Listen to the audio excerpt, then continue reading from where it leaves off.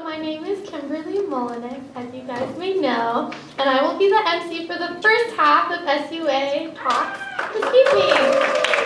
So Kat Wheeler will be your MC for the second half of the event.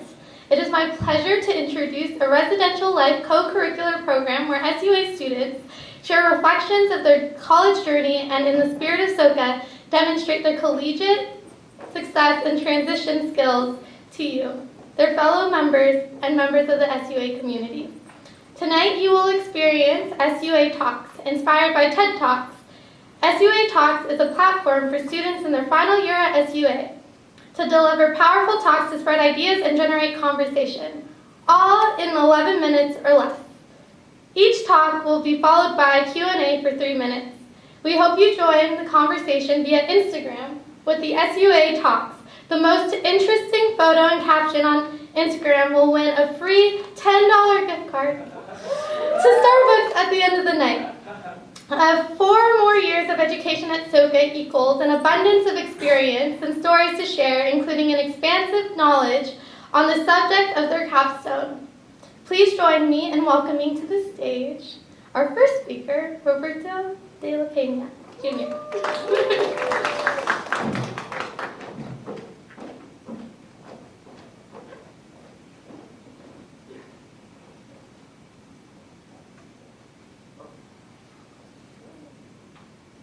So this works. Good. Okay.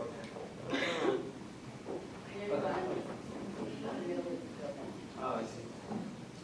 All right. So I'm going to be talking about Encender, which is basically the name of my capstone, and it deals with building wholesome communities. Encender means to ignite in Spanish, and you'll see why I chose the title later. But just before I get into the capstone, I want to talk a little bit about the experiences that inspired me to make my capstone about community development and, to be specific, about Latinos and community development in Latino communities. And it was actually a really funny story. I had gotten the great privilege of attending this very, very fancy and expensive training where I was sitting alongside some of the greatest thinkers in the world. You know, I'm talking about Mark Zuckerberg type of people, really, really rich people. And here I am, this guy, you know, from a very modest background, sitting on in this really fancy building, hearing these really crazy concepts. And I just kind of had a moment where I was like, oh my God, my mom taught me this. There's these people, these billionaires who pay so much money to learn these lessons that I have been learning all throughout my life at home. And when I saw that, I just thought, wow, you know, that just says a lot about the resiliency that there is in simplicity. We in the United States tend to look for big answers in big, lavish places. But we fail to realize that sometimes these answers are where we least expect it. And I would argue that places which we deem to be failed or unimportant are sometimes our greatest opportunities for this type of breakthroughs. That being said, I'm going to talk a little bit about Latino resiliency, and I'll start by introducing you to my parents. So that's my mom and my dad. And if you want to see a great example of resiliency, I would definitely advise you to look at them, because they came from, my dad, for example, had a very, very horrible car accident. The type where the doctors are like, you know, just don't hold any hopes. And he somehow managed to cut down his recovery time by half. And he's been in the hospital a few times afterward. And every single time he gets out, you know, he's meant to get out in a month. He gets out in 2 weeks. And then right after getting out, he starts working. My mother, while we were living in Mexico with not too many resources, was a very ingenuitive person. She is a very ingenuitive person. She would just find scrap materials, make pies, pizzas, and then she would start off by selling 1 or 2, and then use that revenue to sell 3 and 4, and then eventually she would throw parties where she would sell her pizzas, and that's kind of how we got by. So they're kind of like superheroes. And this is not an uncommon thing amongst families like mine, modest families. This is actually really common because when you're in a situation where you don't have resources, where all you can rely on is your family, you make things work somehow. And that's what brings me to this concept of resiliency in the Latino community. You know, we have this enormous group of people. Well, it's not just Latinos, it's a whole bunch of other groups of people, but I'm focusing on Latinos because of my experience. We have this tremendous group of people living in very difficult situations.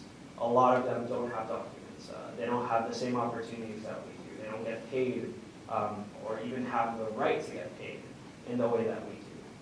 And regardless, they continue to move forward. They get sick, they get up 3 days later, unpaid leave, and just keep working and keep working and keep working. They cross deadly deserts to come and find a better future for their families.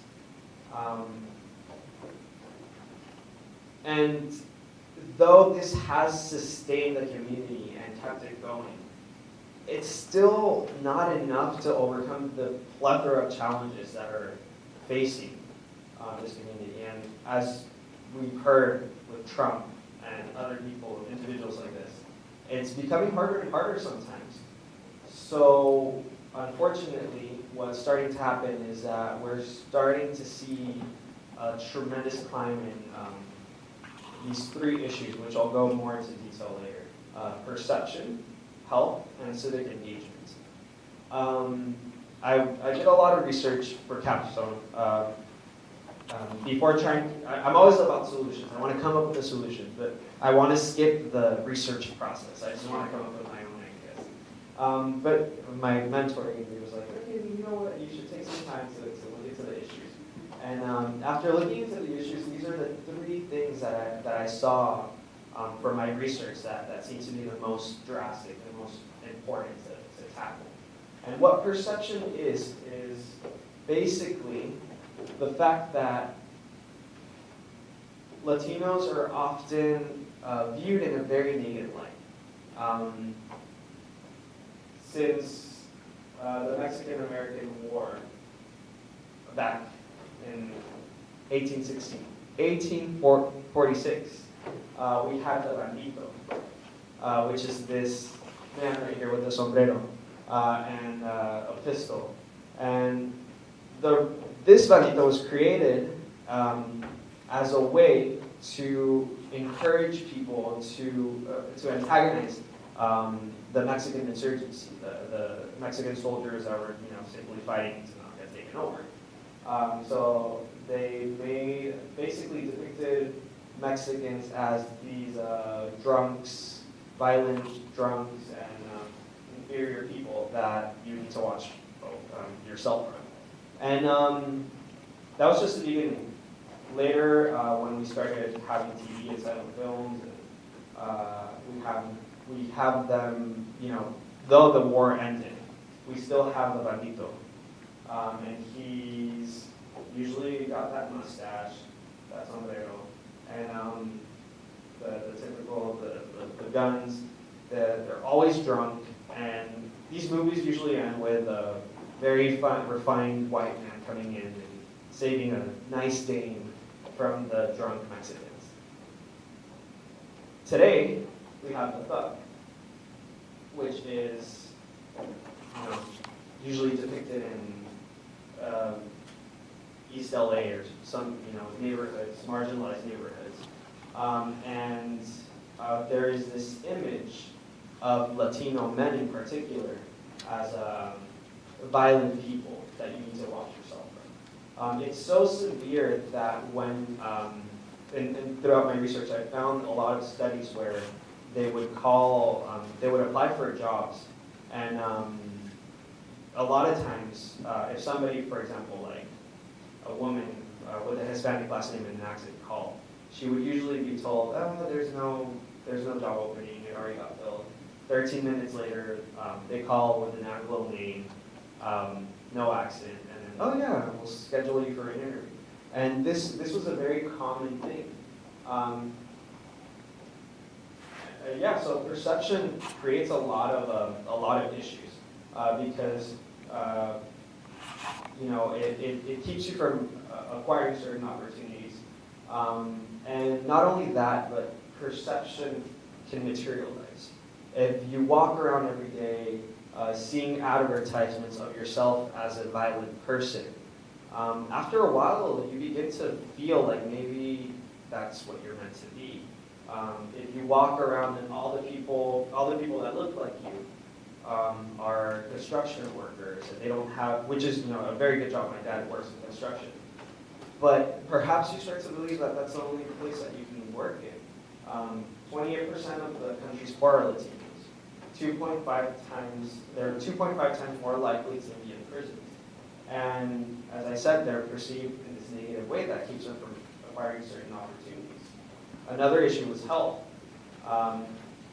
This is a tacos al pastor. It's a very delicious dish from Mexico, and it's something that I indulged in a lot while I was living in Mexico.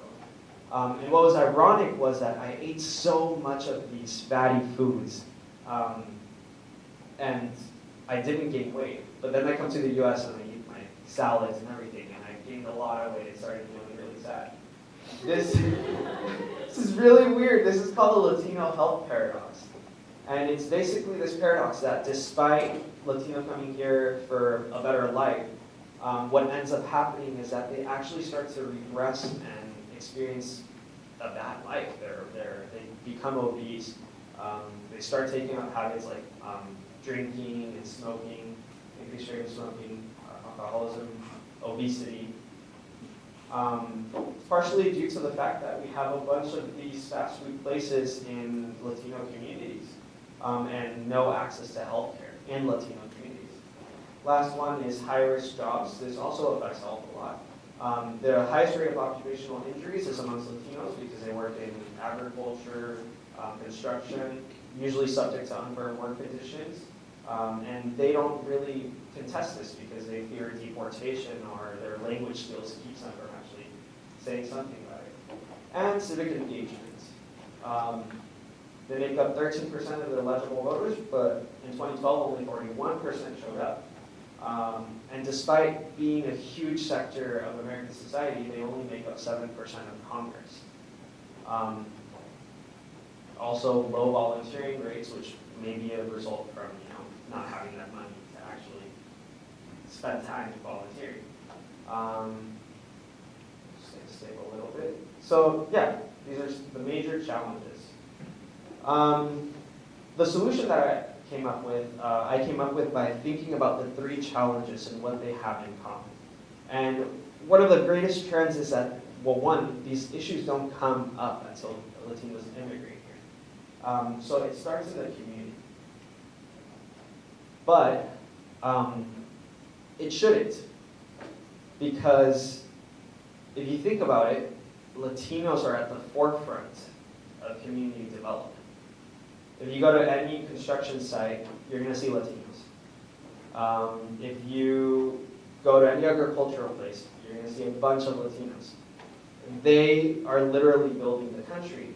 But the issue is that the country is not being built, at least their communities are not being built for them. We have these big malls, big apartment complexes being built for a certain group of people to make money and not to benefit the communities. So the solution was encender, and I'm going to hurry this up because I know I'm supposed to end now, which is a community development firm owned by Latinos for Latinos. And what's different about encender is that it focuses on these four areas. We have mind, body, and spirit. Everything that's done in encender focuses on these three areas. And they correspond to the 3 issues that I brought up, which were perception, mind, health, body, spirit, civic engagement. Real quick, it's just, you know, it would include a lot of personal development programs, educational opportunities, and a lot of planning, community planning. You know, we take into consideration community centers, libraries, and places where people can go to hang out that aren't liquor stores, and they can become, you know, better people. Body health programs for the employees and the families. Health centers, and spirit basically just refers to engaging through work, having a certain time of work allotted to going out to volunteer, seminars to learn about the candidates that are running and how to sign up to vote, all these sorts of things. Yep. Any questions?